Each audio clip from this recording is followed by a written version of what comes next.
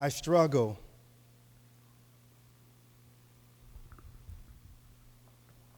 with this bill. I toiled with this bill. As a former police officer,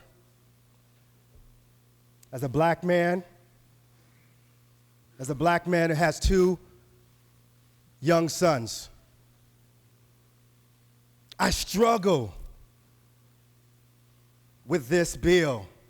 Being in this position as a state assembly member, I struggle with this bill. Whose partner was killed in the line of duty as a police officer. I struggle with this bill. With seeing a young man at 15 years old die in my arms while on patrol.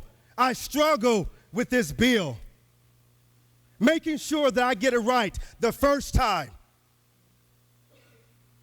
I'm not playing with this. My team, both the Capitol and the district team, went hours and hours dissecting this bill, asking questions of the author and the author's staff, because we got to get it right this time. This law has not been changed since 1872. And now we're taking on this great responsibility to make a change. But I cannot deny, as a black man, the individuals who are dying in our streets. I cannot deny the young men who are not only being killed by police officers, but also being killed by gang members as well. I can deny that. Those are real, vivid images in my mind as a parent. As a parent, making sure that their child gets home on time. Understanding, making sure that whoever my son gets in the car with, you take a picture of their license plates and send it to me. Making sure that you're not at home at 12 o'clock. Damn it, I want to know where you are. Because I am concerned. I don't want to bury not another child, because I had to bury one. And I'll be damned if I'm going to bury another one. So I had to get it right this time. So I listened to all of you with your commentaries and words, but you don't have to have my kind of experience. You don't live where I lived and grew up where I grew up. And I wore the uniform. I took an oath of office to serve and protect my community. And I did it. So for those of you who wore the uniform, for whatever reason, for you not saying anything, that's on you. But I'm going to say it, nor did I serve as long as you in uniform. I didn't do the 27 years or the 30 years that some of my colleagues on this floor served in law enforcement. But I took that responsibility. Every man and woman that wear a badge and put on a uniform, when they close that locker room door, that may be their last time. When they kiss their wives or their children, that may be very well their last time.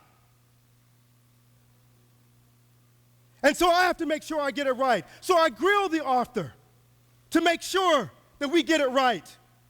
Because it was important to me, for my son Devon and Jordan and all the other kids that I call my sons. Whether or not my DNA is matching theirs or not makes no difference. Whether or not I know their names makes no difference to me. They're all my children. I am my brother's keeper.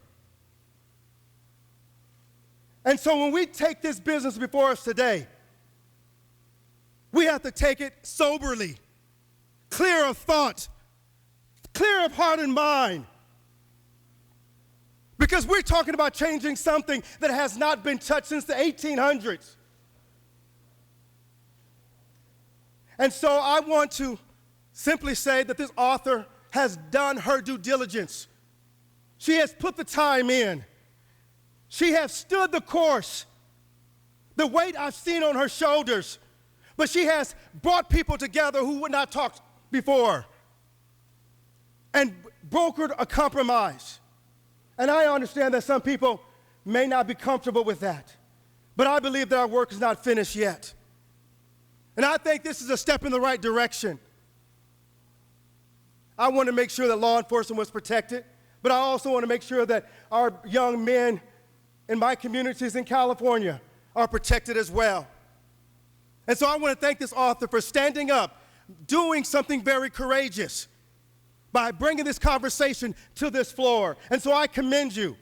But we cannot also have the conversation about 392 without talking about SB 230 as well. Because 230 is very important, and it talks about the training that's necessary for this next generation of police officers. You cannot have one without the other.